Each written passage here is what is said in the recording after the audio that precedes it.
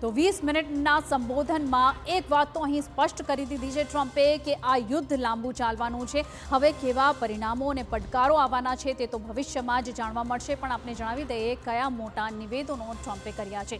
Iran સામે operation EPIC furry ચાલુ જ રહેશે। આગામી 2 થી 3 અઠવાડિયામાં ઈરાન પર ભીષણ હુમલા થવાના છે। લક્ષ્ય હાંસલ ન થાય ત્યાં સુધી યુદ્ધ ચાલુ રહેશે। અમારા પાસે પૂરતું તેલ છે, અમે હોર્મુઝની જરૂર બિલકુલ નથી। આ એક મોટું નિવેદન ટ્રમ્પે આપ્યું છે અને સાથે જ તેમણે જણાવ્યું છે કે જેને જરૂર હોય તે હોર્મુઝ ખુલ્લું કરાવે।